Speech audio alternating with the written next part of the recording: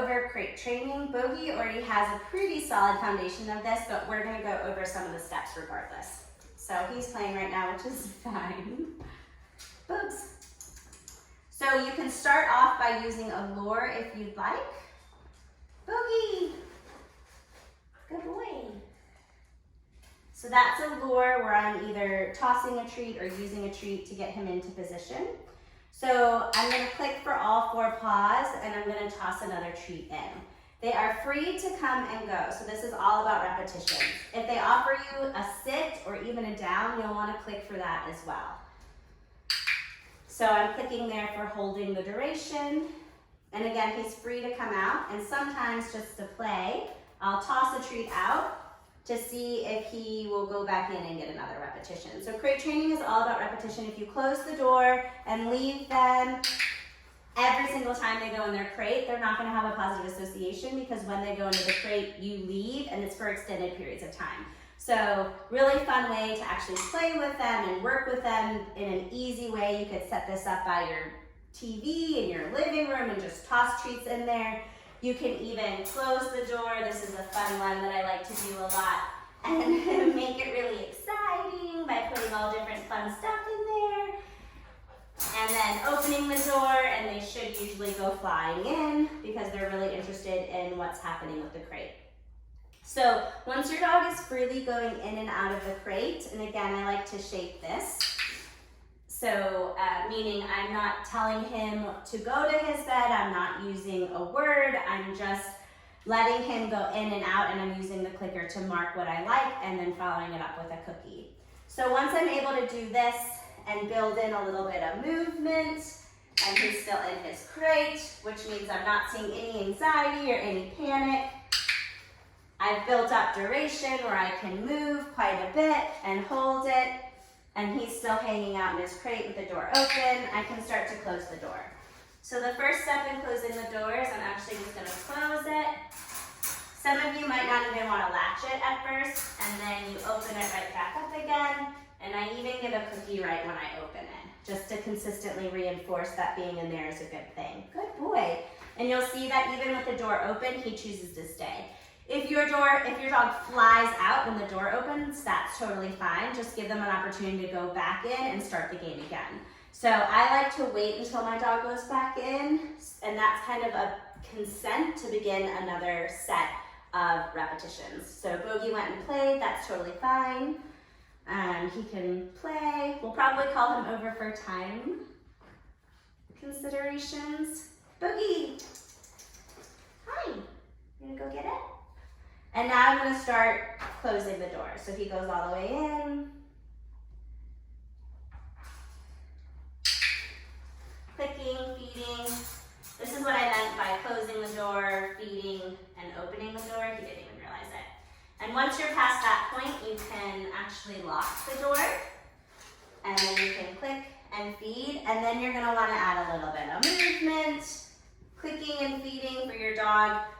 Just hanging out in there. Ideally, you want to get it before the bark, so before any vocalization, and then you want to do varied repetitions. I also like to wait for my dogs to be calm before we open the door. That's hard with dogs that are potty training, but I do my best. So again, a nice time to practice is when you know they don't have to potty, so you can start creating that behavior, knowing that they don't have to potty and that you think they can actually be calm before they get out of the door. So he went back to play, that's totally fine. The whole goal is that they know that when they go in there, something good is gonna happen, and it's not the removal of everything fun from their environment. So we'll see if we can get one more repetition in there. Bogey, yeah. Oh wow, so there I didn't even need to use a lure. So I'm gonna feed for that. I'm gonna close the door. And here I can start to build duration. So you can use the timer on your phone, you can use just count in your head, but I like to condition this door open, door closed. And again, if you're struggling, then that's something that we can work on one-on-one, but you want to get it before the vocalization. If they start to vocalize and it's just normal puppy vocalization, try to wait until they're not barking anymore, not barking, not whining, not clamoring at the gate, and then you can click and go let your puppy out. But ideally, we're always setting them up for success so that they're coming out when they're quiet, especially when we're working in repetitions such as this. So I'm gonna open up the door. I'm gonna feed on here just to give him a little bit of pause. And again, he's free to come out. And those are your beginning steps of crate training. Oh, that's good. Okay, so we're gonna talk about why we crate train. I love crate training mostly for safety reasons and sanity reasons.